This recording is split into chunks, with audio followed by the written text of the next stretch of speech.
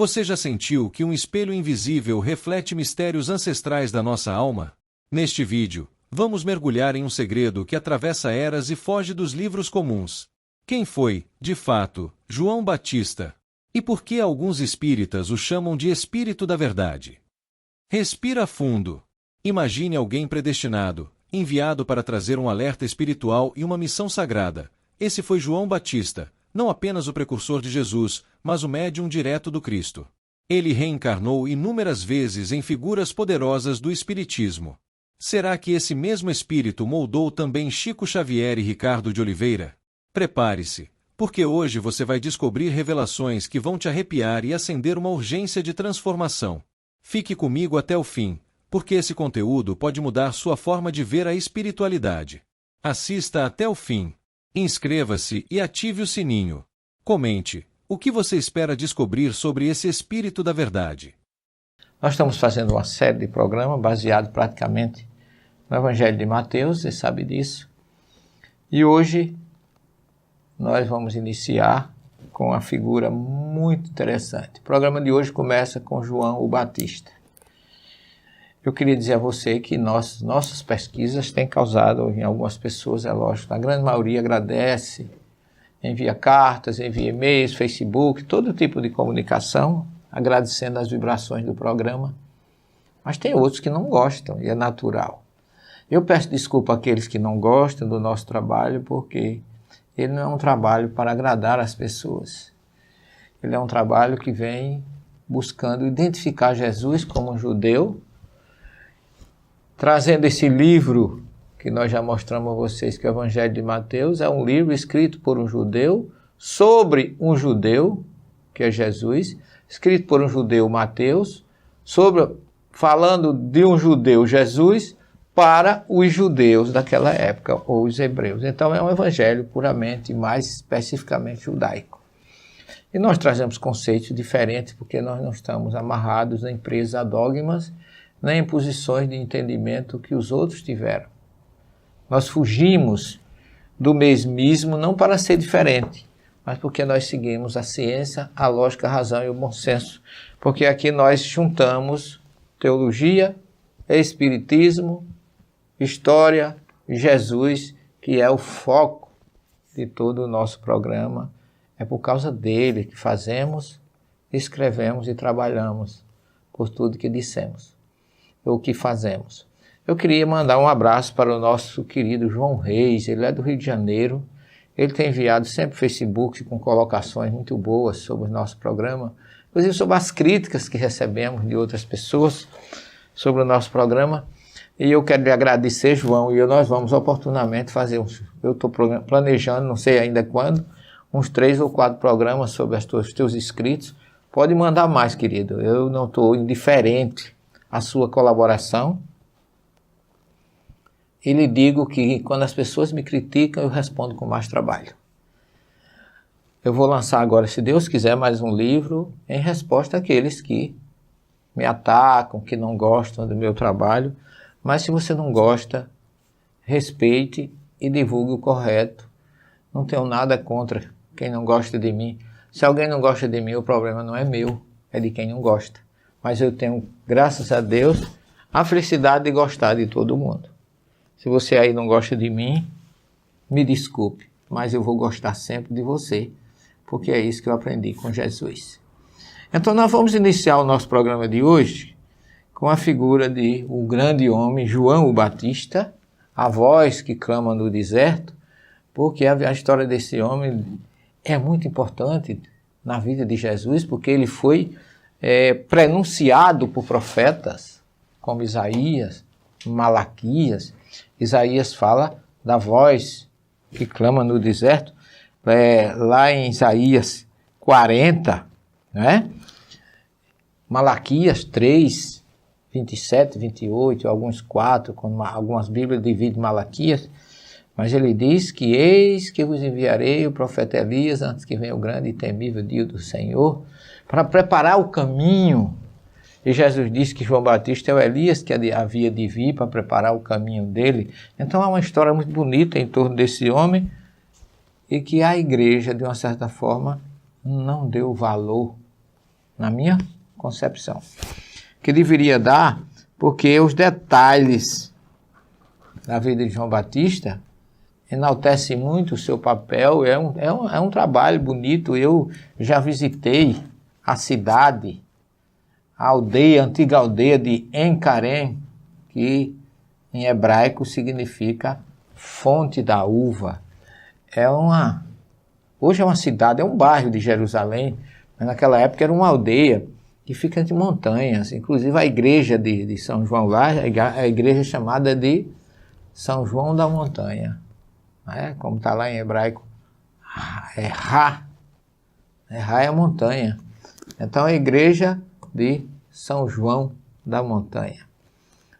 Então esse local ele é dividido ele tem duas montanhas com um vale no meio. O vale fica uma fonte, porque a história de João, Lucas narra com muita propriedade. Ele é filho de Zacarias e Isabel, e nós já vimos que aquelas mulheres, quando eram mães, na época, quando elas eram estéreis, elas se julgavam punidas por Deus.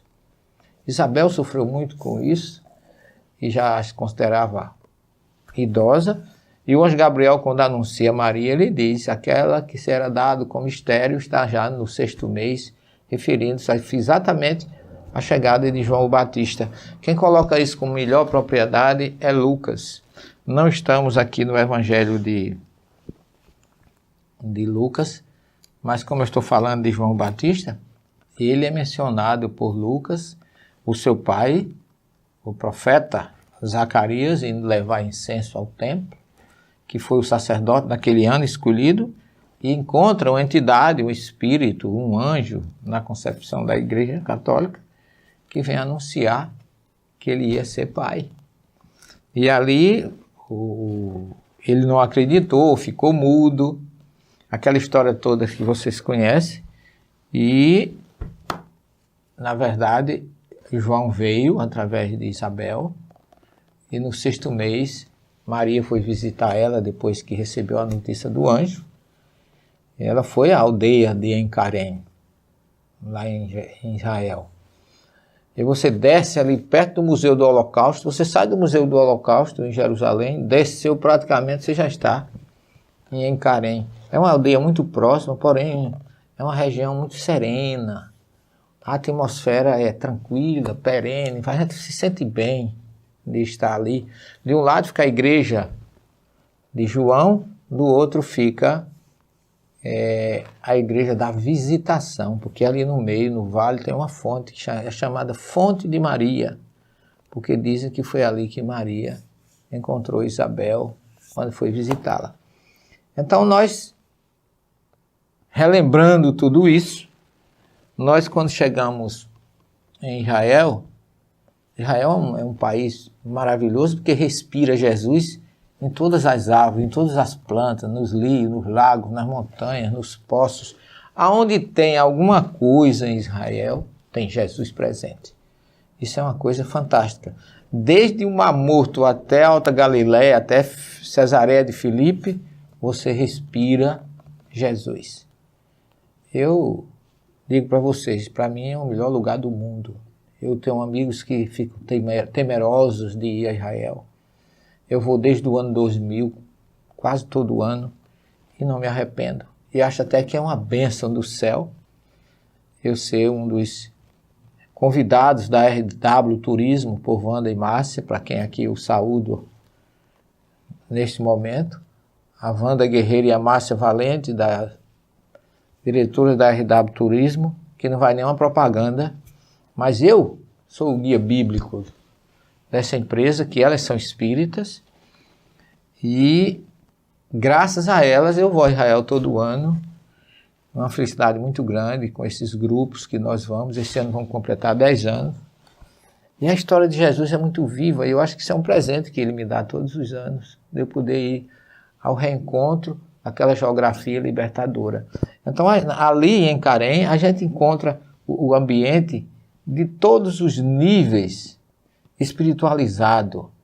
Você encontra as igrejas, a igreja de São João e a igreja da Visitação, ambas têm histórias belíssimas, com Maria e Isabel, o local onde João nasceu, uma estrela também numa gruta, semelhante ao sol, e a gente visita a fonte de Maria, e depois a gente vai lá em João, em Lucas 1, 57, 60, e você encontra uma oração que está lá na igreja de São João, que chama Bar Harim, ou São João nas montanhas, porque fica de um lado e do outro, né? São duas montanhas, e ali tem a oração que o pai dele fez quando ele nasceu, Zacarias. Ele fez uma oração que é considerada, ainda hoje, uma ligação entre a primeira e a segunda revelação, ou seja, entre o Velho e o Novo Testamento. Ali, o local onde ele nasceu, quando a gente visita, lá está escrito assim, em latim, na gruta, tem um sol, com uma estrela muito bonita, e diz assim, em latim, hic, que é aqui, precursor Domini natus est. Aqui nasceu o precursor do Senhor. Então, a gente sente um impacto de estar diante daquela geografia maravilhosa, e tem a igreja muito cheia da presença de Maria, de Isabel, de João, e lá,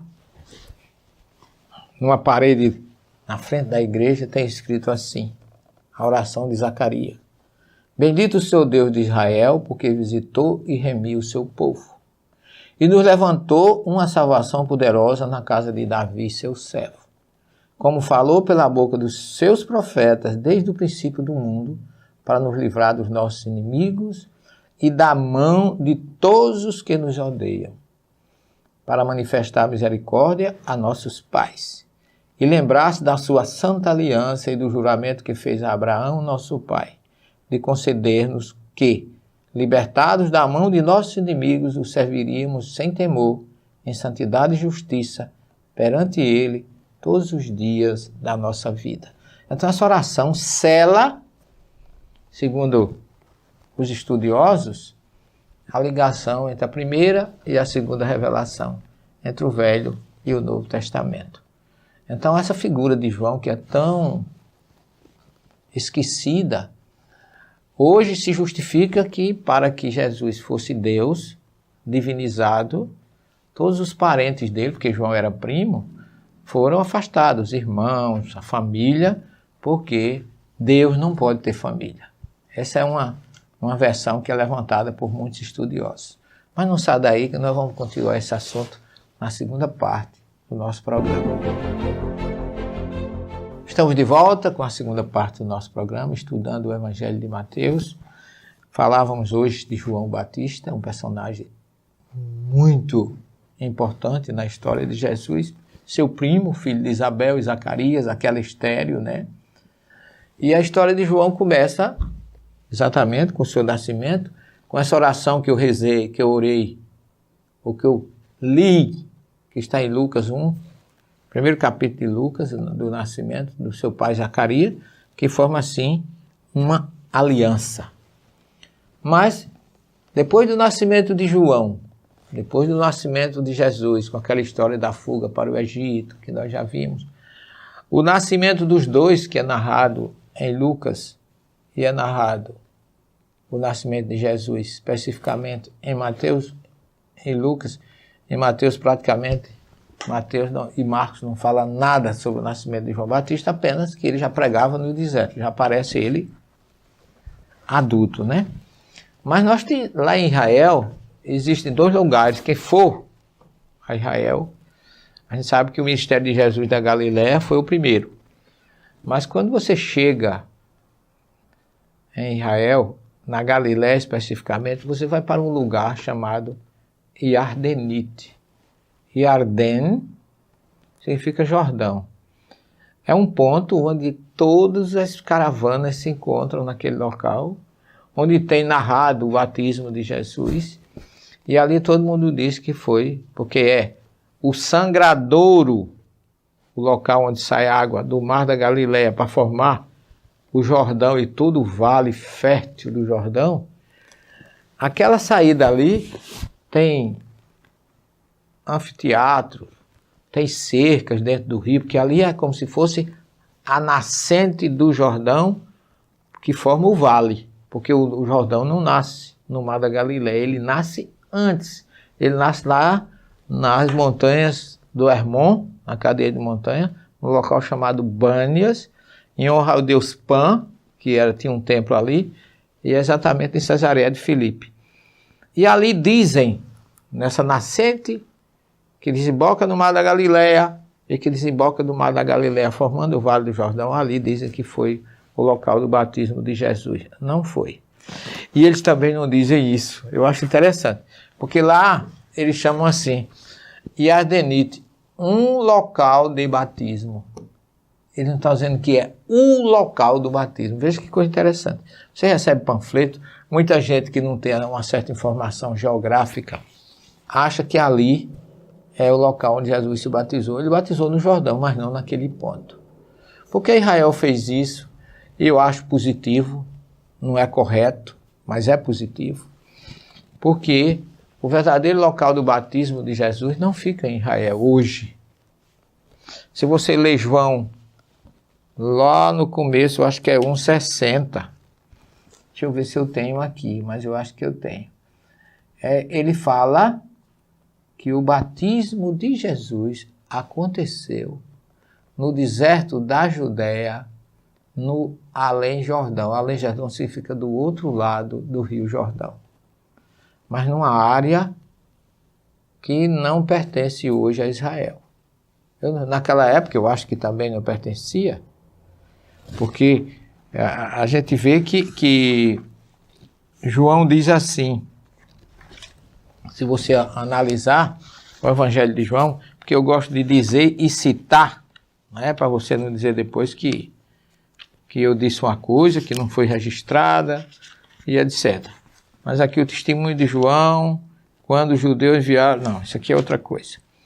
Depois do prólogo, aí vem aqui. Aí começa a se falar, João começa a falar exatamente da voz que clama no deserto, que é Isaías, que prenunciava a vinda dele no deserto. Essa é uma das colocações da visão judaica de Mateus, porque Mateus fala que Jesus estava pregando, né? Quando este já era adulto, foi batizado no Rio Jordão. Ele diz assim, depois de descrever o nascimento de Jesus, Mateus retorna à história do mestre quando já está adulto, lá no Rio Jordão. O local identificado como local do batismo, Kasser el-Yahud, encontra-se próximo do Mar Morto, nas cercanias de Jericó e Qumran. Mas não é tão próximo de Qumran, né? Saltou aqui, parece que a geografia dele não é longe, mas é distante de Qumran. Ali onde ele fica é exatamente numa área praticamente na divisa com Israel, de um lado, porque é interessante que o Rio Jordão ali naquele ponto, onde eles hoje dizem que é o local, também não foi, é próximo. O local do batismo de Jesus está marcado por uma igreja construída por Justiniano no século VI, próximo, bem próximo do local onde Elias foi visto subindo no carro de fogo, como está lá citado lá. Então, é interessante porque é um local, pessoal, eu falo para vocês, eu nunca vi um local tão tranquilo, tão maravilhoso. Logicamente que lá em Yardenite também é um local belíssimo, eles fizeram uns anfiteatros, um local apropriado, onde as pessoas se batizam, compram suas túnicas, entram na água, etc. Mas tem muito souvenir, há uma mistura de comércio. Mas o verdadeiro local onde Jesus foi batizado se chama Betânia do Jordão, como está colocado lá em João 1:26, olha aí, 1:26 a 28. Porque João ficava no deserto chamando as pessoas a se voltarem para Deus, o reino do céu está próximo. Ele diz, eu batizo com água, mas no meio de vós existe um a quem vocês não conhecem. É aquele que vem após de mim, que é antes de mim, e de qual eu não sou digno de desatar a correia de suas sandálias. E aí diz João, estas coisas aconteceram em Betânia, do outro lado do Jordão, onde João estava batizando. Se você pegar isso, está em João 1, 26 a 28. E eu vou ler aqui só para vocês verem. Está aqui. João lhe respondeu, eu batizo com água, e no meio de vós está aquele que vocês não conhecem. Aí diz, aquele que vem depois de mim. Isso se passava em Betânia, outro chama Betabara, do outro lado do Jordão, onde João batizava. Então, eu estive nesse local. E eu digo para vocês, é maravilhoso, não tem ninguém, vamos dizer assim, distraindo a gente com coisas souvenirs. É um deserto plano, porque ali foi um centro, transformou-se depois num campo de treinamento do exército jordaniano, e hoje aquele foi desocupado, ter retirado todas as minas que estavam ali, e naquela planície maravilhosa, cheio de corredores, assim, corredor, quando eu falo, é arrodeado de árvores, arbustos, e você sente uma paz, porque você vai exatamente no local onde Jesus foi batizado.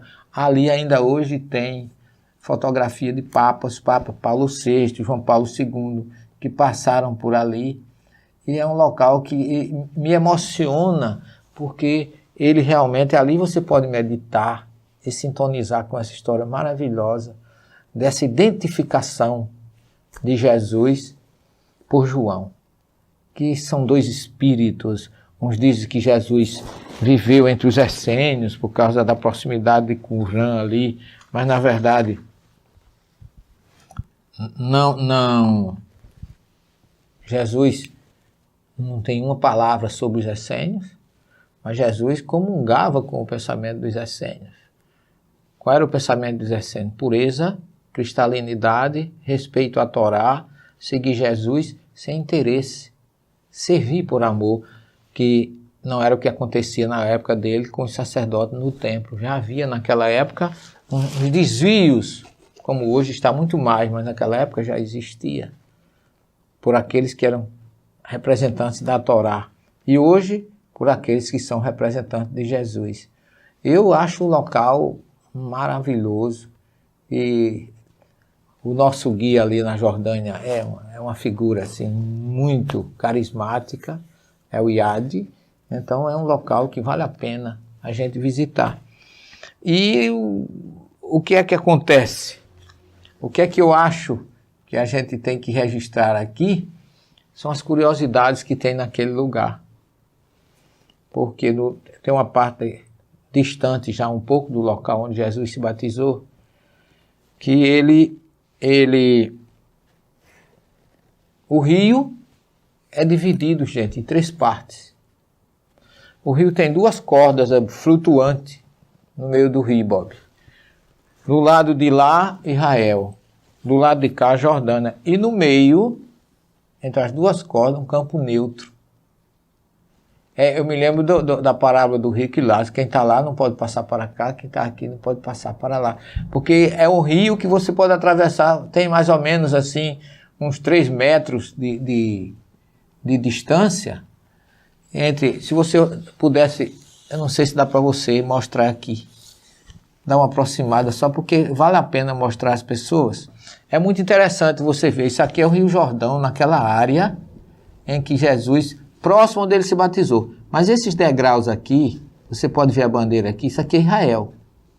Aqui onde eu estou com minha mulher é Jordânia. Então quem está em Jordânia não pode passar dessa corda flutuante que está aqui nas minhas costas, estão vendo? Ó? Olha aqui, ó, que ela passa para o outro lado. Olha ali, ó.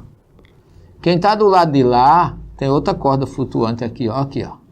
Esse pessoal daqui só pode ficar nessa área aqui, ó. O pessoal daqui do lado de cá só pode ficar nessa aqui atrás de mim. E esse espaço que fica no meio é bem pouquinho, eu acho que não dá 3 metros, dá, Bob? Aqui, gente, quem está do meu lado para passar para Israel tem que ter passaporte. Então, para você chegar do lado onde eu estava, na foto com a minha mulher, para ir para o outro lado tem que ter um passaporte. Quem está do lado de Jerusalém, de Israel, se quiser voltar para a Jordânia, tem que ser passaporte. E aquela região que eu mostrei a vocês que fica no meio, é uma zona neutra. Não pertence nem a Israel, nem a Jordânia. Mas ninguém pode atravessar. Então me senti assim até meio constrangido, porque tem polícia do lado de lá e polícia do lado de cá. Polícia que resguarda o lado da Jordânia e polícia que resguarda o lado de Israel. Vocês observem que mesmo quando a gente vai a serviço de Jesus, era para não haver essas barreiras na minha visão. Mas tem esses fatos que chocam um pouco a gente, mas vale a pena a gente testemunhar tudo isso à luz desse homem libertador que foi Jesus e que tantas coisas aconteceram em torno dele que sempre nos enternecem. E eu estou mostrando esses fatos e nós vamos continuar, se Deus quiser, no próximo programa ainda falando do batismo de Jesus, porque a gente falou do local e tudo, mas o que aconteceu depois do batismo, segundo nos narra o judeu Mateus. Fiquem com Jesus, até a próxima semana, se ele assim nos permitir. Muita paz para todos. Auxiliando aqueles que têm dúvida, nós fizemos o programa anterior a pedidos de muitos telespectadores que eu falasse alguma coisa sobre o nascimento de João Batista. Eu aproveitei e estou colocando João no contexto da primeira e da segunda revelação, começando com ele como Elias, né, que visitei já a terra dele lá na Jordânia, as montanhas de Gileade, o vale do Jaboque, e toda aquela sua, sabemos de toda aquela seu combate com o rei Acai, lá na Samaria, e depois ele lá no Monte Carmelo, quando ele desafia o sacerdote de Baal, defendendo o monoteísmo. Mas nós vimos o seu nascimento, vimos a mensagem do seu pai Zacarias e a importância dele como um elo entre a primeira e a segunda revelação. Mas nós sabemos que quando Jesus nasceu, que também foi 6 meses depois, quando Jesus nasceu, João estava com 2 anos e pouco. Aliás, Jesus nasceu, João tinha 6 meses, porque ele era 6 meses mais velho do que Jesus. Mas quando Jesus completou 2 anos aproximadamente, Herodes mandou matar muitas crianças em Belém, porque os magos que visitaram Jesus disseram que tinha nascido o rei, e Herodes, com ciúme ou com a visão materialista e política, mandou matar muitas crianças lá em Belém. E ali em torno de Jerusalém, João estava ali pertinho, e quando nós visitamos, numa das vezes que eu subi, eu acho que são quase 200 degraus que eu contei, a subida para quem vai para a igreja da Visitação, que é uma igreja maravilhosa, onde Isabel, lá tem uma gruta, que fala-se que quando os soldados chegaram em busca das crianças, Isabel pegou João e entrou numa gruta. E tem lá a gruta, onde ela, entrando na gruta com João, ele ficou quietinho e disse que os soldados chegaram até a porta da gruta e desistiram e não tiraram a vida de João. A Igreja da Visitação é uma igreja que eu tive a oportunidade de levar o grupo lá, contar as histórias que eu estou falando para vocês. E depois eles desceram e eu fiquei com o Aguinaldo fazendo umas tomadas, porque a Igreja da Visitação é uma igreja que diferente, porque se trata de Isabel e Maria. Então a igreja tem uma espécie de genealogia das mulheres da Bíblia. É linda. Tem de Sara, aí você vai vendo nas paredes, assim, começando por a matriarca Sara, né? Depois Rebeca, até Raquel, todas as grandes mulheres da Bíblia. Ana, que foi uma ancestral, acho que bisavó, desculpe, eu não tenho certeza agora, mas me parece que foi bisavó do rei Davi, que é uma daquelas que entra na genealogia de Jesus. E essa igreja, ela tem uma energia indescritível. Eu terminei praticamente me emocionando, eu e o Aguinaldo Mouta, lá de São Paulo, nosso companheiro de viagem, que fizemos muitas tomadas em Israel, acho que todos os locais de Israel nós filmamos, nós registramos e esperamos um momento, em qualquer hora, passar isso para vocês, para aqueles que não têm condições de ir lá. Mas ali você encontra esse marco da importância que João também foi desafiado de não sobreviver, mas ele tinha um compromisso com Jesus. E eu queria, partindo desse ponto, mostrar algumas coisas curiosas sobre Jesus, porque a gente fala pouco, os teólogos falam pouco sobre João o Batista, não deram a importância que ele merece, porque muitos inclusive falam que João não cumpriu a sua missão, que ele não era para ter sido degolado. Ele não terminou a sua missão e que ele teria ainda muita coisa a fazer se não tivesse sido morto. Mas tem uma passagem no Evangelho de Mateus, capítulo 11, onde Jesus descreve quem é João. Se você tem alguma dúvida sobre a importância desse homem, escute Jesus. Veja o que ele diz no capítulo 11, o que Mateus narra. Quando Jesus acabou de dar as instruções a seus 12 discípulos, partiu dali para ensinar e pregar nas cidades deles, depois da escolha, que está no capítulo 10 de Mateus. E aí, João, ouvindo falar na prisão, ele já estava preso, nessa época, Herodes já tinha mandado prendê-lo, a respeito das obras de Cristo, enviou-lhe alguns dos seus discípulos para lhe perguntar: és tu aquele que há de vir ou devemos esperar outro? Ora, a gente sabe que João, além de ter, a partir daí, antes desse momento, ele ainda foi ao Jordão, em Betânia do Jordão, lá perto de Jericó, e identificou Jesus antes de começar a sua missão, para se cumprir aquilo que Isaías tinha falado, da voz do que clama no deserto. Observe que João foi falado como Elias. Depois o profeta Isaías o vê pregando no deserto, como grande médio que foi, e ali perto de onde ele foi visto quando era Elias, atravessando o Jordão, passando o manto para Eliseu e sendo levado ao mundo espiritual. Então, ele já havia identificado Jesus quando ele disse que ele era o Cordeiro de Deus, lá em Betânia, de Jericó, um local que hoje, graças a Deus, está liberado. E a gente chega ali, não tem casas, não tem nada, só algumas igrejas, inclusive tem uma igreja em referência a João, uma igreja belíssima, de uma cúpula dourada, lá perto do rio onde separa Israel da Jordânia, e o ambiente é maravilhoso, e foi ali que Isaías, que ele seria a voz do que clama no deserto. E ele começa pregando, mergulhando as pessoas, pedindo às pessoas que mudassem, porque ele estava batizando com água, mas depois dele viria aquele que batizaria com fogo e que ele não era digno de atar as sandálias, as correntes de sua sandália. Então João teve uma ligação muito forte com Jesus. Nesse sentido, fala os estudiosos que ele foi estudar com os essênios, aprendeu todo o ritual do batismo com os essênios e foi para o deserto, ali próximo, em Jericó, para começar a sua missão. Então não é um homem morto dentro da Torá. Não é um homem morto dentro do Evangelho. Ele está presente na primeira, na segunda e na terceira revelação, como nós vamos ver ainda no nosso programa.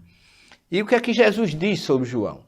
Depois de todos esses registros, dessas anunciações todas, desse resumo que já fizemos, Jesus diz assim: ide a João e contar que ouvi e vedes. Os cegos recuperam a vista, os coxos andam, os leprosos são purificados, os surdos ouvem, os mortos ressuscitam e os pobres são evangelizados. E bem-aventurado aquele que não se escandalizar por causa de mim. Ao partirem, aqueles que vieram perguntar, Jesus começou a falar a respeito de João às multidões. Agora vem a palavra do nosso mestre maior, dizendo quem é João.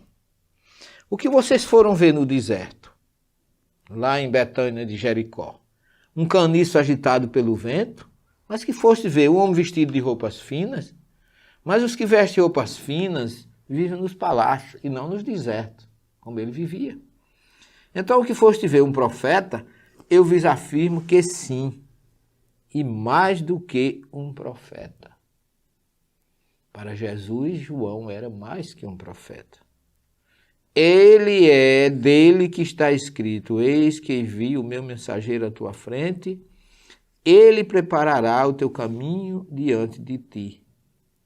Ora, como está em Malaquias 3:1, como está Isaías, né? Então, o que é que Jesus diz assim, depois disso? Ele está dizendo que João é mais do que um profeta, é um mensageiro de Deus. E adianta, e acrescenta: eu vos digo que entre os nascidos de mulher não surgiu nenhum maior do que João o Batista. E, no entanto, o menor no reino dos céus é maior do que ele. Desde os dias de João, como Elias, até agora, o reino dos céus sofre violência. E violentos se apoderam dele, ou seja, o forte, pela força, se apoderam dele. Porque todos os profetas, bem como a Torá, profetizaram até João. Quer dizer, daí para cá não tem mais nada. E se vocês querem dar crédito, é ele, o Elias, que deve vir. Quem tem ouvidos, ouça. É Jesus que está falando que João não é apenas um profeta, é mais. É um mensageiro de Deus. Foi o maior judeu, porque feito o filho de mulher, é uma expressão que se trata que o verdadeiro judeu é o filho de mulher, porque é a mulher que dá nacionalidade, não é o homem. Tá certo? Então, a mulher judia é quem dá a nacionalidade, porque se o judeu casar com uma mulher que não seja judia, seu filho não é judeu. Mas a mulher judia pode casar com quem casar, o seu filho será judeu. Então, Jesus está colocando João acima de todos os que pisaram esse planeta. Então, é preciso que a gente saiba valorizar e entender a importância desse homem. E não acabou por aí, porque nós vamos para um pequeno intervalo e já retornaremos para falar outras coisas a respeito de João. Estamos de volta com a segunda parte do nosso programa, lembrando a você que nós temos nossas obras aqui e que você pode fazer os seus pedidos direto na Candeia, Boa Nova, ou aqui com a Ideia Editora, com o Magno Nicolau ou com a Ana, ou em São Paulo, na Grande São Paulo, com a Sinal Verde, com o Mário Suriani, lá em Guarulhos. Nós temos muitas obras de estudo sobre o Evangelho, sobre a primeira revelação. Essa obra, analisando as traduções bíblicas, já está com 70 mil exemplares vendidos e que nós estamos distribuindo, ou seja, colocando à disposição através da editora todas as nossas obras. É só fazer pedido www.ideiaeditora.com.br ou pelo telefone 083 3222 5986. Lá em São Paulo, 011 2409 1540. Faça os seus pedidos e tenha em mãos muita coisa sobre a Bíblia, os Evangelhos e o cristianismo primitivo, que é o ponto que nós defendemos como professor de judaísmo e cristianismo primitivo. Vamos falar mais alguma coisa sobre João. Eu queria lembrar a vocês, primeiro, capítulo 17 de Mateus. Transfiguração. Jesus tomou Pedro, Tiago e seu irmão João e os levou para um lugar à parte sobre uma alta montanha e ali se transfigurou. E eis que eles apareceram, Moisés e Elias, conversando com ele. Então nós temos 3 vultos: Moisés, Jesus e Elias. 3 distintos seres espirituais de uma elevação muito grande. E aí ocorre todo aquele fenômeno, Pedro fica extasiado, querendo ficar ali, não mais se aparecer, não mais sair dali, queria construir uma tenda para Moisés, uma para Elias, outra para Jesus, e ficar todo mundo ali para sempre. Imagina a energia do ambiente que envolveram eles, que ele ficou nessa ansiedade de não descer dali. Mas, quando desceram do monte, Jesus disse: não conteis a ninguém essa visão, até que o Filho do Homem ressuscite dos mortos. Os discípulos perguntaram: Mestre, por que razão dizem os escribas que é preciso que Elias venha primeiro? Por quê? Tendo visto, segundo os estudiosos, o Messias Jesus já presente, os discípulos admiraram que Elias não tenha desempenhado o papel de precursor que lhe era atribuído por Malaquias. E Jesus respondeu-lhes, olha a resposta de Jesus: certamente Elias terá de vir para restaurar todas as coisas, ou tudo. Ora, Jesus está dizendo que Elias já tinha vindo como João e é possível que não tenha terminado a sua missão. Esse é o primeiro ponto. E ainda mais, ele teria ainda que voltar mais uma vez para restaurar todas as coisas. Mas voltar aí não seria obrigado ele voltar reencarnado. Esse é um ponto que eu queria deixar numa interrogação. Porque ele diz assim, olha o que é que ele diz sobre Elias, que ele diz que é o João Batista. Como ele já disse lá no capítulo 11 que nós lemos. Ele diz assim, eu vos digo que Elias já veio, mas não o reconheceram. Ao contrário, fizeram com ele tudo quanto quiseram. E aí também o Filho do Homem sofrerá da parte deles. Então os discípulos entenderam que ele se referia a João Batista, que não receberam bem e não o entenderam. Agora eu quero trazer para vocês essa colocação de Jesus.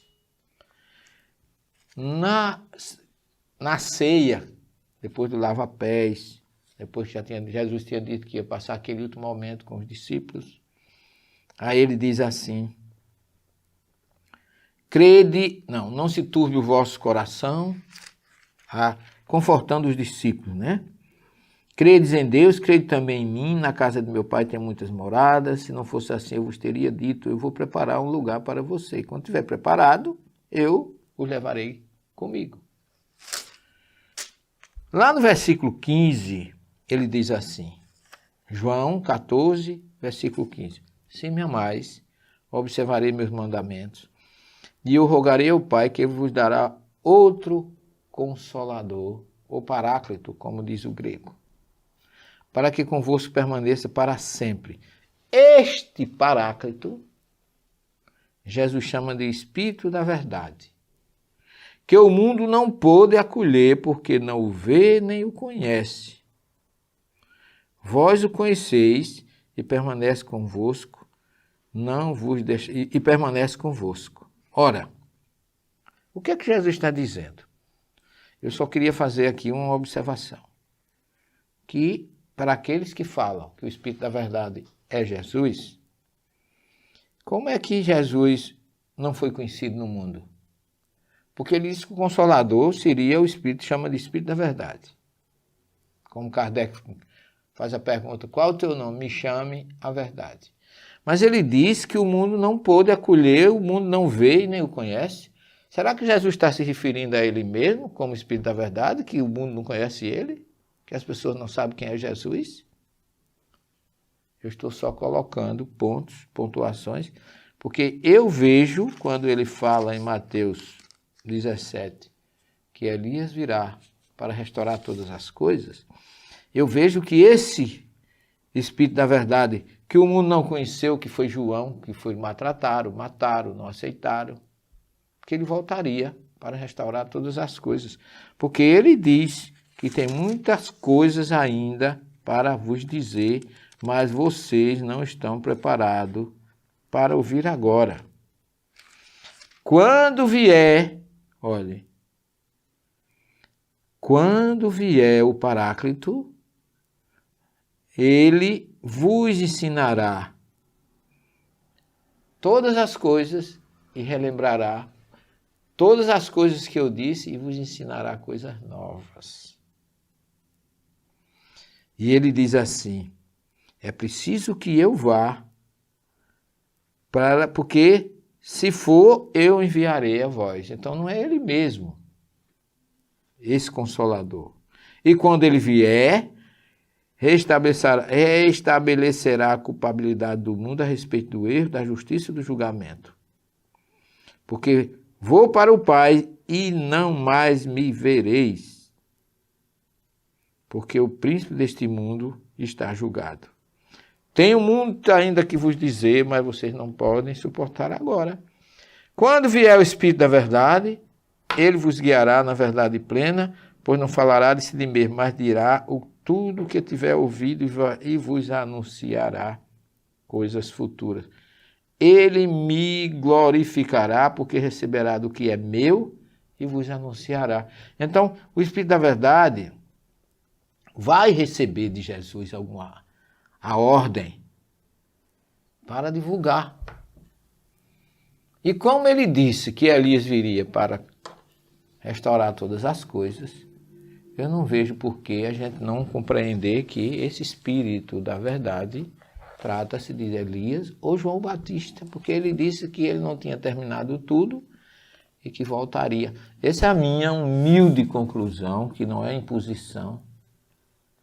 Não estou obrigando ninguém a acreditar, porque nós espíritas não podemos colocar...